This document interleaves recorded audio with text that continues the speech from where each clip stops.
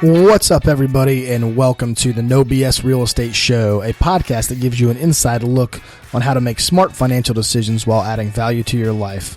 I'm Matty Miller with ERA Real Estate, alongside my co-host and real estate investor extraordinaire, Ryan Robbins.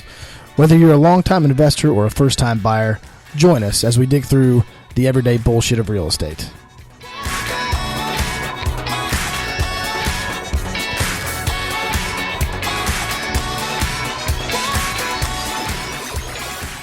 Mr. Ryan Robbins, it is a Wednesday. I say. No, it's actually, Thursday. That's my week in a nutshell for you. Because Wednesday, as I said yesterday, we were supposed to do an episode yesterday, and we kind of got busy on Tuesday. We did a little landlord training, which we'll talk about later. We'll discuss that as well as some wholesaler action today. Who are they? What are they? What do they want from you? And what to be aware of when they're never going to call themselves wholesalers. So No. They won't call themselves that, but kind of what a wholesaler is as well. And then we'll at the end, we'll talk about a little bit of our landlord training.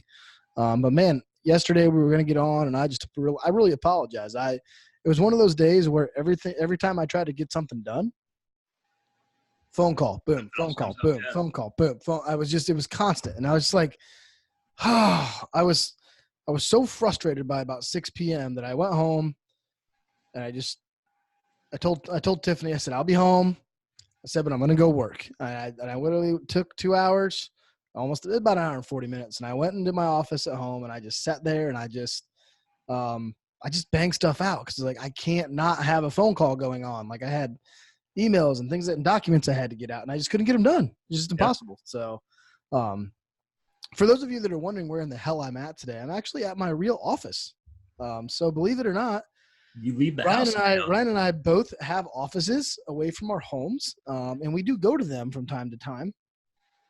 So I just took it upon myself to go ahead and set up the podcast here at the actual office, and we go from there. And I got the U.S. Open going on over here. I'm not paying attention to it right now, but it is one of my favorite golf tournaments of the year, especially when it's at Torrey Pines. So. Anyway, moving on after that. So wholesalers, my man, this is a topic that you love to talk about. And I want to know why you love to talk about it. So there's a few different reasons. For those of you that don't ethics and morals are one of them. That, it kind of relates directly to what we're licensed to do, and that's to have the best interest of our client. And wholesalers, although they're going to appear to have your best interest, the interest is solely for themselves. And for those of you who may not have heard of a wholesaler or come across a wholesaler, they're probably not going to call themselves a wholesaler, like we mentioned earlier. I said, wholesaler's not going to walk up to your door and be like, hey, my name's Matt. I'm a wholesaler. Correct. They're going to present themselves as a cash buyer. The point is to put your property under contract. They then take that contract and assign it to an investor. And that's essentially like as if you're going to wholesale any sort of inventory at a store, you're going to buy it at a cheaper price. It's going to come to the market. You're going to walk into a store and pay a higher price for it. Store makes the difference. Well, that's what this wholesaler is doing. And they're essentially profiting. You're taking your profits for themselves. To give a real world example of what a wholesaler actually is, Walmart is a wholesaler. Walmart has perfected the wholesaling from a multiple product store, basically. So Walmart buys from a retailer or a manufacturer, i.e., and I'm not thinking Walmart as grocery stores. I'm talking Walmart as in, I'm trying to think what a Walmart brand is. Faded Glory jeans. I have no idea.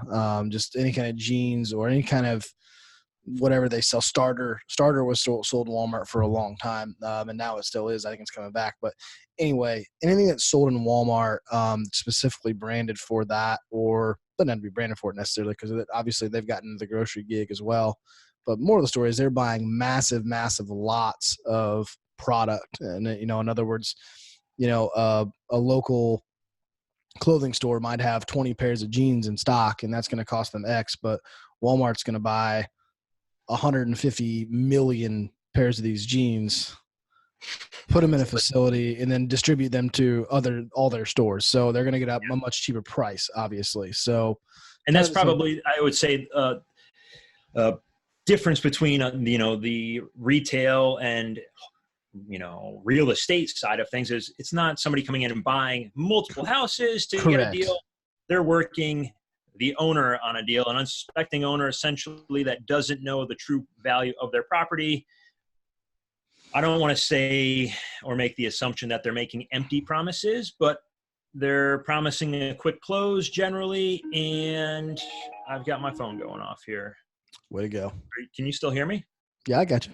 You're still here. Hold on. So, and I was just trying to refer to, if I say wholesaler. I can't hear anything. You can't hear anything? I can't hear you. What happened? What'd you do? Well, ladies and gentlemen, we have technical. No, I can hear you. We're back. All right. You're back? Okay. What did your phone have anything to do with it? Well, I've got my speaker set up here is connected to the computer, but it's also Bluetooth. And for whatever reason, it picked up on my phone and everything just blanked out. Interesting. Turn that bitch on Do Not Disturb there, would you? I just turned the Bluetooth off entirely. Yeah, so there you go.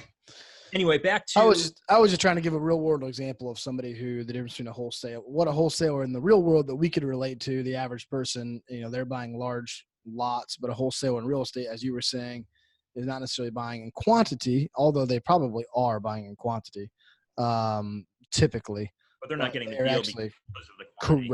Correct. So the wholesaler is typically the middleman that's skimming profit somewhere or another. And Walmart is the epitome of that because they buy from the manufacturer and sell to the consumer, and they take that little middle process off as well.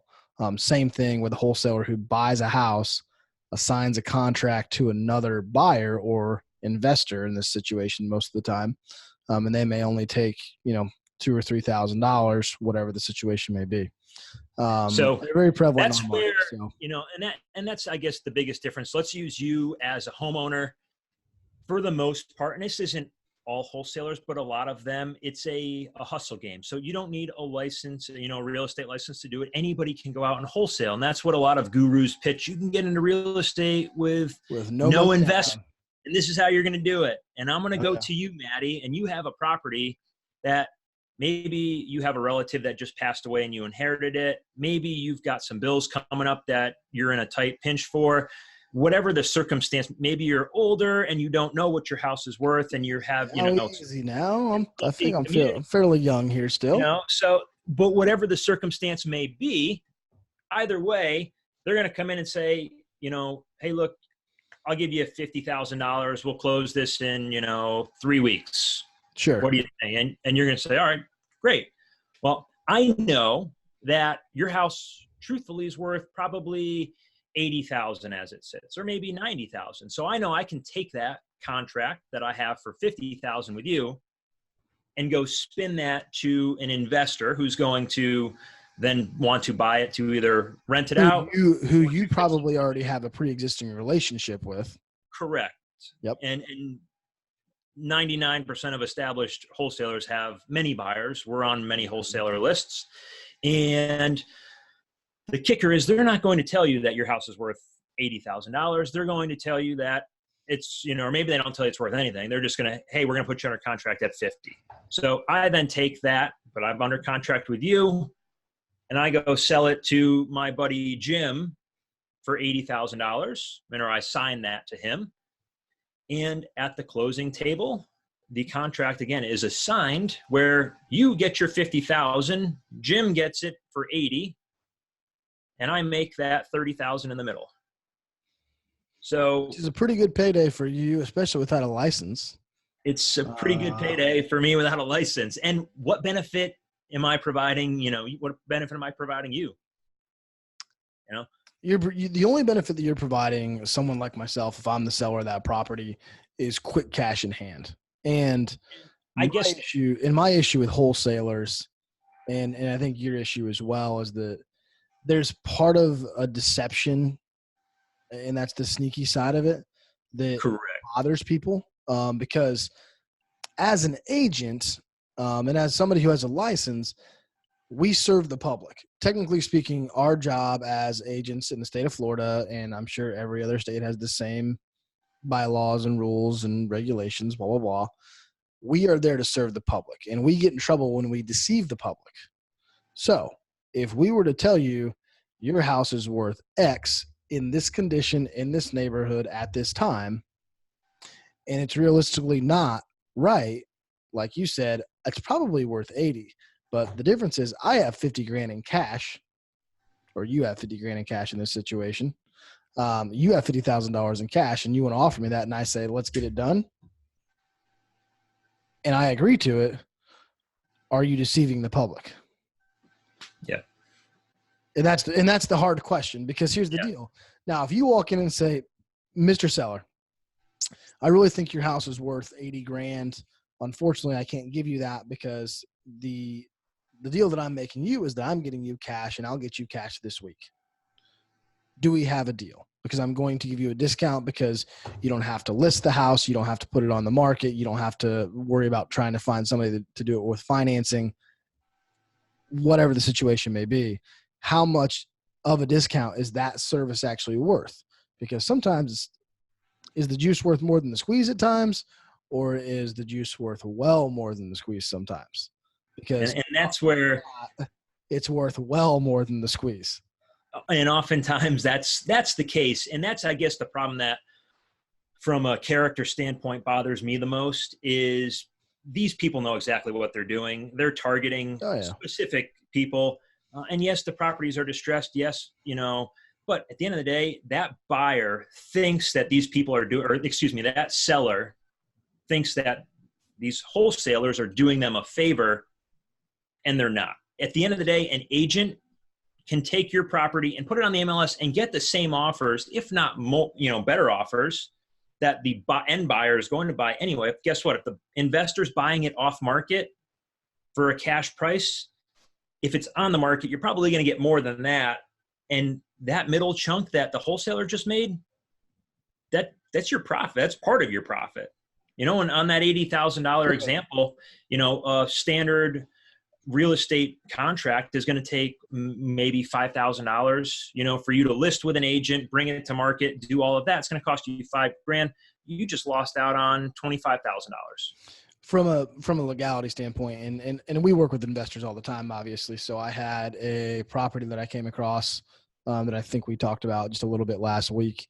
I actually manage another property for this client, who's a property management client of mine, and they have another property that they wanted to sell. They're trying to get out. They're elderly, not elderly. I mean, they're in their late mid 60s, but they're trying to be done with investments for the most part outside of one or two properties. And they had a small property over in the Murray Hill area. It's an area that's appreciating, and it's definitely a neighborhood that is gentrifying. I don't know if we'll ever get there completely, but that's neither here nor there. Little small 2-bedroom house, needs a bunch of work, probably $20,000, $30,000 worth of work. Totally fixed up. It might be worth $135,000, maybe $140,000, but it needs new windows. It needs a whole new kitchen. It needs appliances. It needs a hot water heater. It needs a roof. It needs everything for the most part. And if you go to, basically I said, okay, they asked me, hey, what do you think it's worth? And I said, well, in its current condition, because I saw the property, I walked the property. I said, as an agent, I walk the property. So it's my duty to tell them what the property is actually worth, not what a seller would pay for it, what it's worth, so they know. Okay. So I told them, I said, hey, it's probably worth around $70,000 to $80,000. And they're like, okay, cool. Meanwhile, they bought this house 40 years ago for $19,000. Okay. So they've had this thing forever. I think it was his first home when he was stationed at NAS Jax back in the mid 1960s. So that being said, I went ahead and took that information and I said, listen, I might be able to get you a buyer that you don't have to do any of the work, because that's a lot of the times the biggest concern is I don't want to fix it up. I don't want to do the work. I don't want to. Hi, Adam. Yes, I'm on a podcast. Our wedding videographer of The Office just walked in. So we're an office of many, many hats. We have a wedding videographer. We have a construction company run out of here. And we've got a Not just weddings. He's a video. He just corrected me. Videographer, not just weddings. Okay. So he also does. Adam, send me your link. It's gonna pop up on YouTube right here. We're gonna put AdamPresleyFilms.com right in the middle of our podcast. That's it. It's a big old like a flash, like when you're at the drive-in movies and they flash up popcorn in the middle, like that. Okay. Anyway, sorry. So back to our topic. So I actually took that information and I said, listen, if I can go find you a buyer, would you sell it at, $70,000, $80,000? They're like, yeah. So I got on the phone. I called 2 or 3 of my investors. Within 4 days, we had an offer.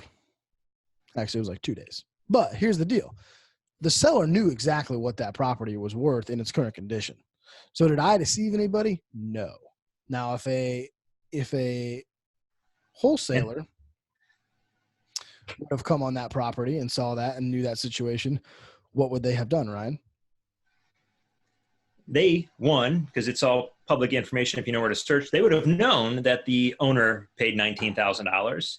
They may have assumed that they don't know what the current market value is, and maybe they would have offered that specific owner $40,000, $50,000, and as the seller, probably 50 would have been my guess. You would have said, "Oh my gosh, I only paid $20,000 for this thing.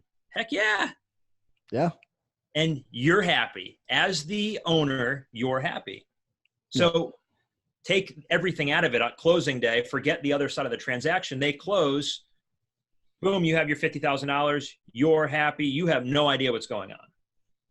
Correct. That wholesaler, the entire time between when they went under contract to their closing, because there's also a thing called a double close, which I'll break down in a second.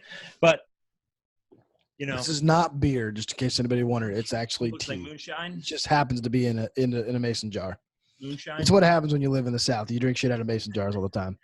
Yeah. So the wholesaler is going to sell it to the end buyer at 70, and boom, they just made their $20,000. So that's, again, is it right?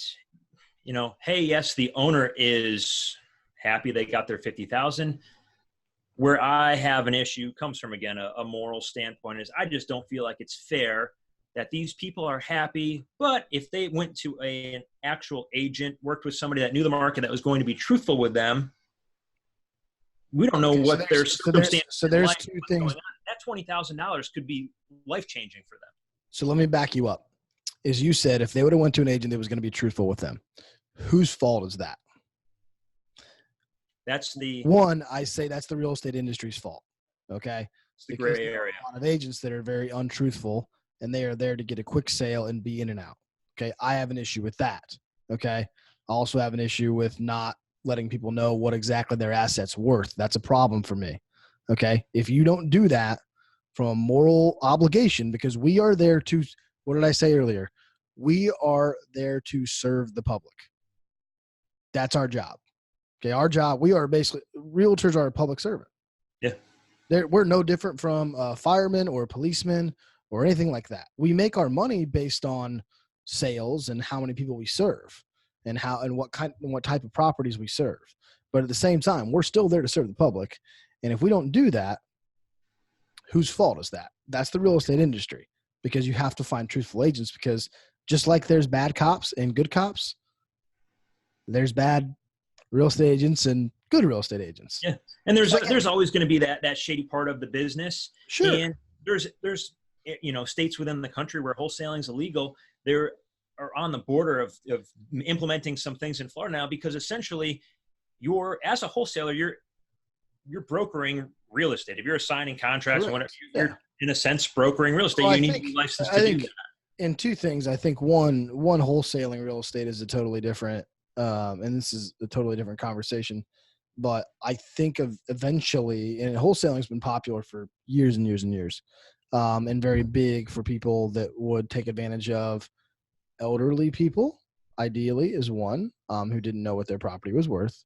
I think in the generation of technology, the one good thing that we'll have is even if Zillow's completely jacked up, and that's the only website that somebody visits to figure out the valuation of their home, and they're just afraid to talk to an agent because you think the agent's going to sell you something or whatever, even if they go look on Zillow and Trulia, they're going to get a probably, and a lot of times Zillow's high anyway. Yeah. So if you go to your Zillow valuation and you let some wholesaler talk you out of, Zillow's $50,000 high on a $100,000 house, it's probably not that off.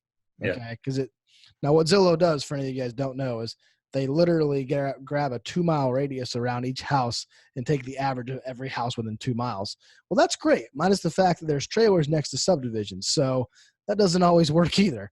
Depending on where you are in the country, depending on where you are in the country. If you're in Montana and there's been 2 sales, it's a good chance it's probably pretty accurate because here's the deal. Well, it might not be wrong because one might be 40 acres and one might be 200. So I have no idea.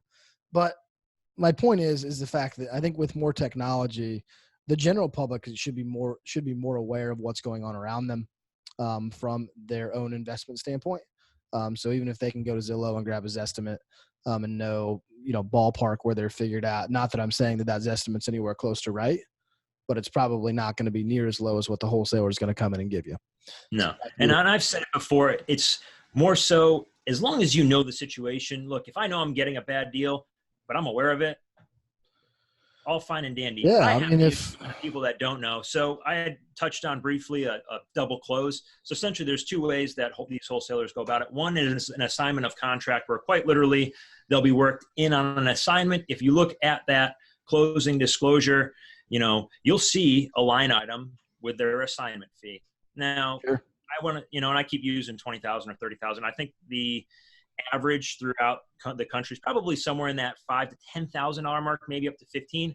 I've personally seen up into the 30s on numerous occasions around here. That's why I'm using those as examples. But sure. To that, an assignment, you're going to, as the owner, see their assignment fee broken out at closing. So that'll be on your documents. A double close is quite literally you and I, for example, again, are going to close the sale this morning. And there's some title companies that will not do it from, again, a moral standpoint, but we know plenty in town that will. Oh, yeah. We're going to close this transaction this morning. The money gets transferred. Again, you walk away. This afternoon, the investor walks in and I walk back in. Now you're out of the picture. It's already closed. And now I do the transaction with him and I sell it at, again, the $20,000 more. And boom, everything just shifts over. You pay all your, the buyer's paying all the closing costs. And now I've just got my $20,000 profit. The kicker is, as agents in the industry, we can go back and look at that. So if there's a double close, there's 2 recordings with the city.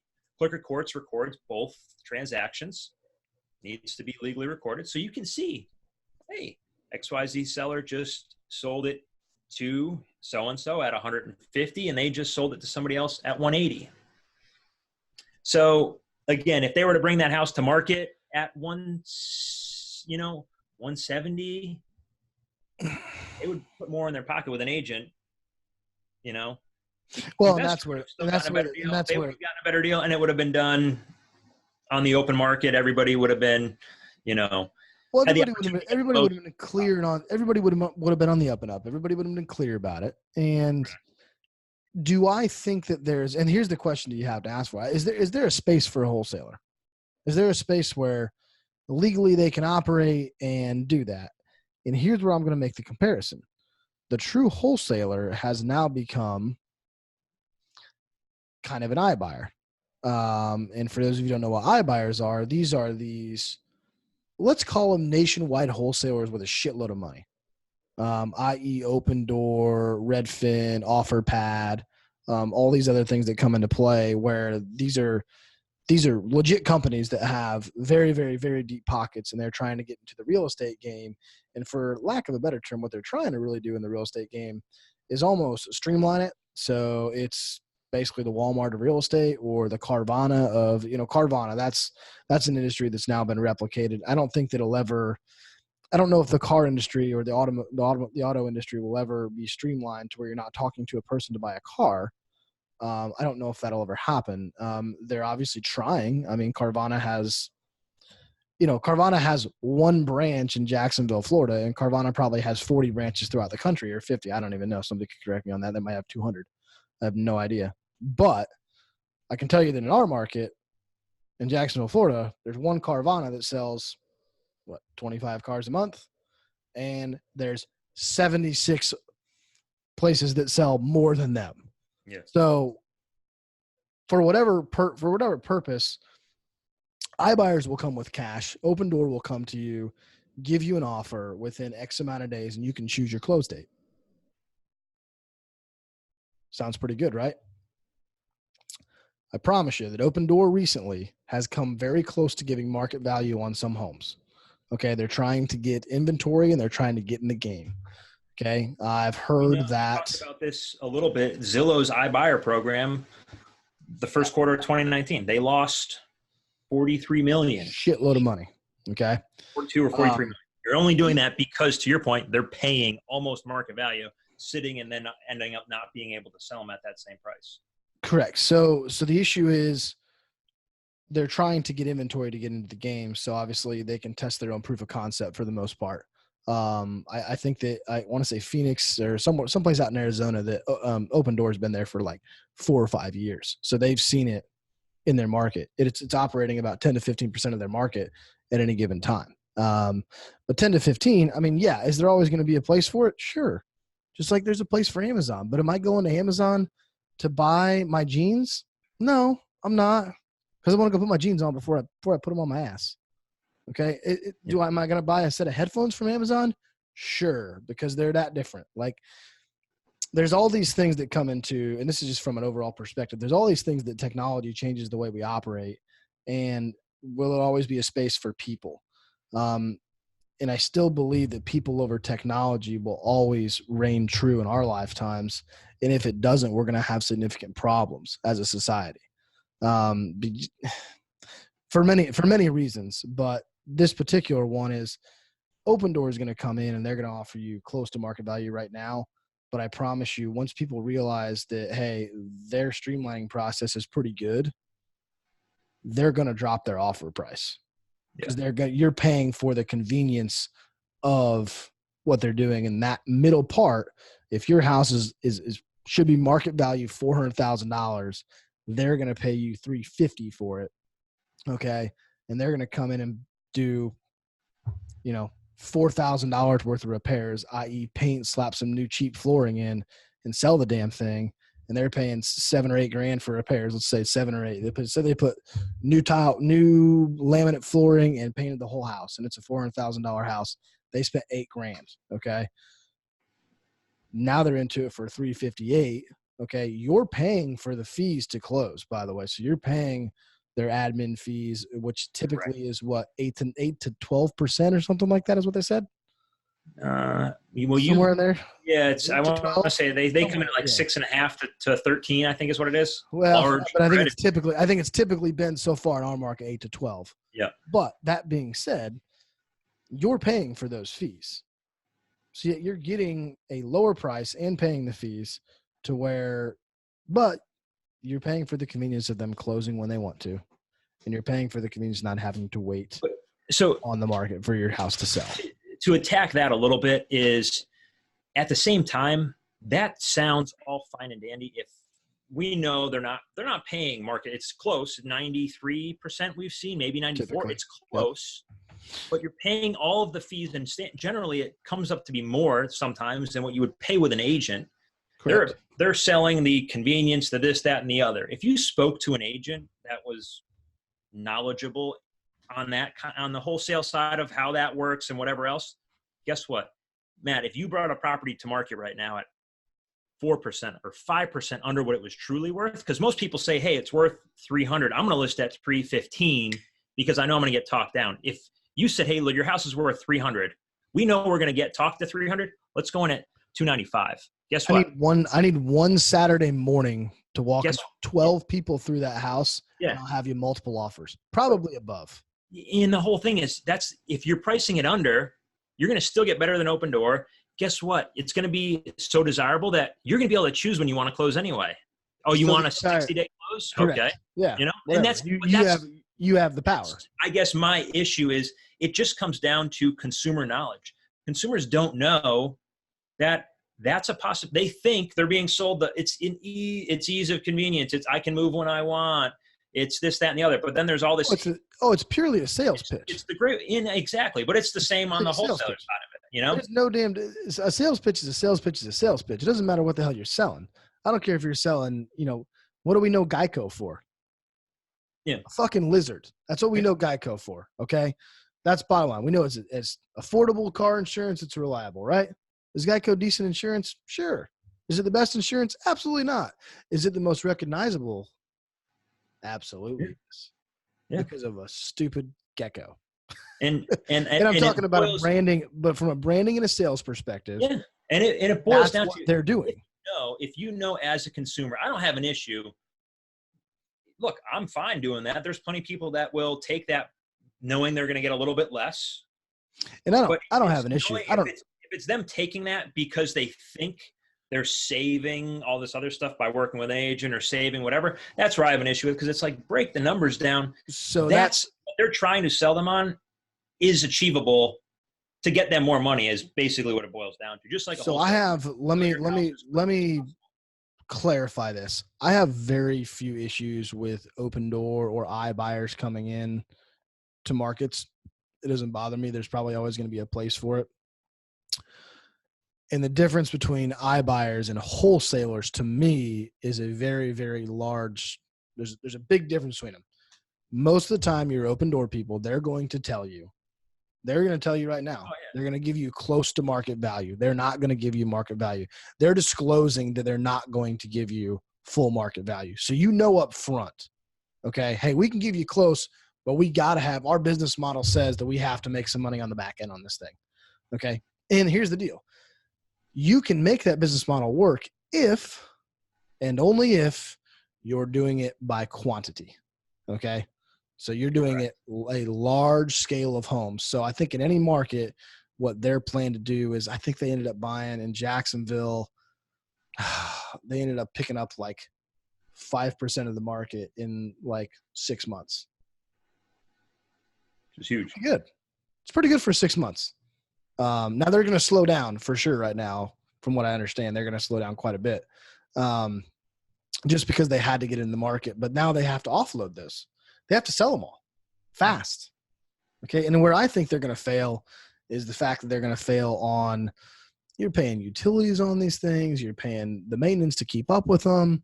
And when you're working on such slim margins like that, it's kind of scary to know that, $2,000 or $3,000 or $4,000 here and there can kind of fuck your model.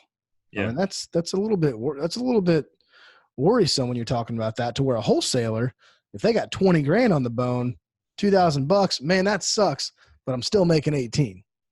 The kicker with a wholesaler is there's no carrying cost because they never own it. No, they're assigning it. Yeah. They assign it. And if they do a double close the same day.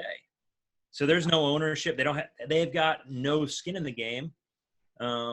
Yeah. And that's even worse. I mean, obviously. So from a true wholesaler's perspective, not a fan. So I do believe it is deceiving the market. Now, where do you feel? So it's the model. I know, and plenty of wholesalers. I don't know of any from person to person. They're all nice people. I don't believe in their morals. And I think if you were to ask a wholesaler, they think there is a place for them because there's always a place for cash deals, and wholesalers became a thing in times of need when there wasn't cash buyers available. Okay. In a bad economy, wholesalers, you know what? Yeah, they're going to be around. Okay. In economy, I think it should be more from a regulation standpoint. It's like, again, if we could go into a house sales situation as a real estate agent and deceive the seller and get our commission, quote unquote, commission to be large, that needs to be disclosed. It's just it's a non-disclosure standpoint. That's what it comes down to on that side. Yeah, well, and most wholesalers aren't agents. Yeah, They don't have a license. well, you can't legally as an agent. Does There's the line. You can if everything is disclosed.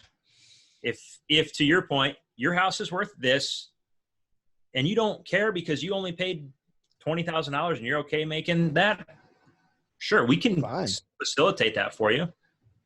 Yeah, but I mean, it's just we can't deceive them knowing that it's worth whatever that price is. We can't tell them it's worth this, knowing that we're going to make the difference in the middle. That's where, well, and that's serving the public. So, and that's anything. I can go donate my car. I know it's worth something. If I want to give it away to charity. Now again, back to my point was, do you think that all agents are truthful in that aspect? Oh, I know for a fact they're not. I know wholesalers that are agents that. Oh, you're damn right they are. So, yeah, and they're doing it. And it's for the MLS access. It's for the research part of it. And here's the deal from that standpoint. And what I would say is, if you're an agent and you're listening to this right now and you know who that is, please report their ass to whatever state you're in. Report them, because the problem is how many different people do we have in the state of Florida that are, in our situation, they'd be, what's the term I'm looking for? Department DBPR, DBPR representatives who actually regulate the Florida Real Estate Commission. The Florida Real Estate Commission is what's based in Tallahassee. They're the people that actually make judgments on things. They're not the people out in the field that are actually writing up citations and dealing with audits and things like that. FREC and DBPR work together. We have a license. You can report somebody to DBPR for. A lot of them get in trouble for this one too. They portray themselves as a real estate professional. That's another one too. Yeah. They come off to someone and say I have a license, or I have this, or I have that, and they're a wholesaler and they don't have a license. So that's also that's actually a jailable fine, I believe, up to 5 years. Impersonating a real estate agent. So yeah, so it's not good either. But again, if you come across that person in your market that's obviously lying or deceiving, they're going to go make money one way or the other somehow. But report that person, because they're putting you in a bad light, because they're a person that's in real estate. And when somebody asks me what I do, what do you typically say? What do I say? Do you say I'm a realtor? Or do you say I'm in real estate? I say I'm in real estate. I say I'm in real estate too. I'm in real estate because if I say I'm a property manager or I'm a realtor or whatever, like, no, I'm in real estate. Like, well, what do you do? And I'm like, well, I do a few things. I do some sales. I do a lot of property management.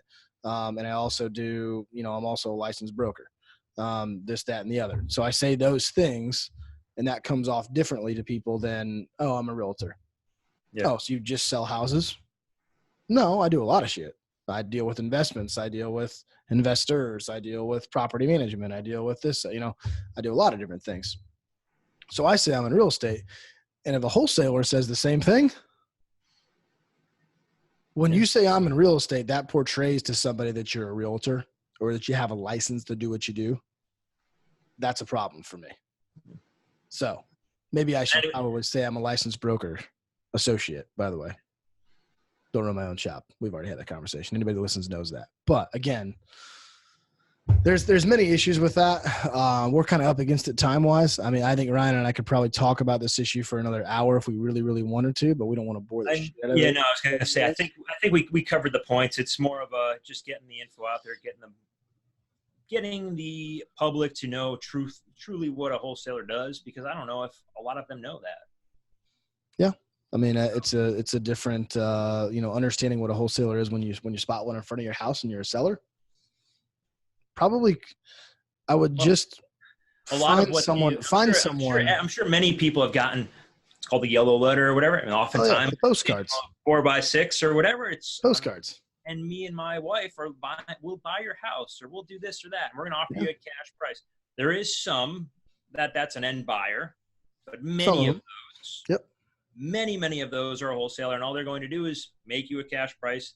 You're going to agree, contract, take that. Now I'm running to all of my list of buyers. Investors. and marking that up a little bit and then selling. It looks like the stock exchange when somebody just made a bad deal on insider trading. Like, shit, I got to dump this thing. They're running across the stock floor, just going like that. That's what it looks like. Okay, like, I got to dump this shit. So anyway, a quick update on our $25 Amazon gift card giveaways. We have had not one, but 2 people. No way. Respond. No way. To get into the drawing of 5. So we need 3 more. 3 more people to get into it. And then we will make a drawing. And we will do it live on that show when we get 5 people. We will do it at the beginning so you don't have to sit through the whole YouTube show as well, or the whole podcast. We'll do it at the beginning of the first episode, and we have 5 people that send me an email. It says Titus to Maddie at MaddieSells.com. Is that Titus or tight ass? Titus, Titus. Okay. My ass is not as tight as it used to be. I was a catcher for a long time. Not as tight as it used to be, not going to lie. Much lately, huh? Yeah, happens. So Maddie at MaddieSells.com, Titus. If you'd like to put in there something for us to cover on the next show, that'd be great. Please do that. But we need 3 more participants in the drawing, and then we'll draw. So that's basically a 20% chance that you'll win $25. And we got 2 gift cards. So it's actually much higher than that. It's 40%. 2 of you will win. We're going to give – all right. I got one. You got one. Yes. We're giving 2 gift cards. All right. 40%. So far we have Dan and Lauren in that drawing. So Dan and Lauren. So somebody else has to get in there, and we're going to give it – I'm going to give it through the end of June. If we don't have anybody else by the end of June, Dan and Lauren are our winners. So that is I'm not real good at math. I thought we were going to up the ante and throw in a free car, you know? Yeah. You want a car. 17 more days for you guys to get your shit in there. So get that in. If you guys haven't checked it out yet, we are on YouTube. We post all these. So if you want to see our shining faces smiling back at you, check it out on YouTube. No BS Real Estate Podcast. What else? Are we going to change it to the No BS show at one point in time? The No BS show? Don't we have that URL? Would that be easier for our listeners? I don't know. Do we have that URL? Hey, Joe, what's easier? The No BS Real Estate Podcast.com or the No BS Show.com? No BS Show, right? See, Joe says No BS Show.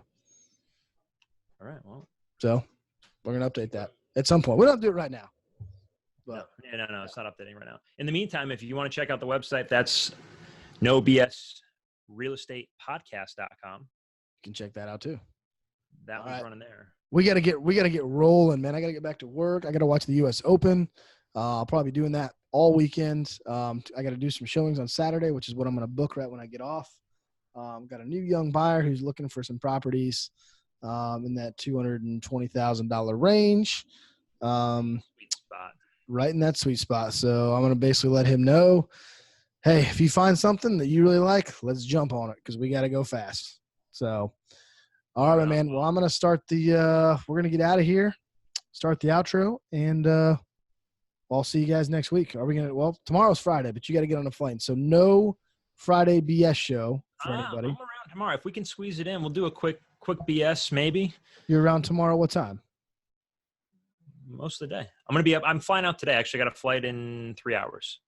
So where are you flying to? You're flying up north, right? Flying up to Boston, then driving down to Connecticut. You gonna have your laptop with you? Yeah, of course. You taking a mic? I got speakers in the computer. All right, maybe we'll do one. Maybe we'll do one. I don't know.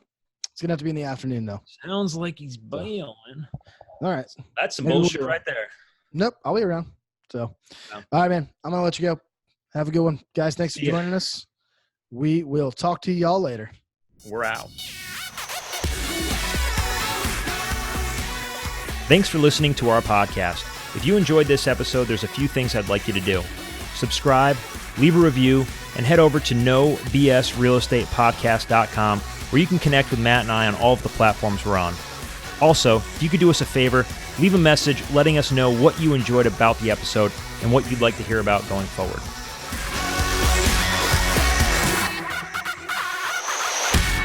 Publish this bitch.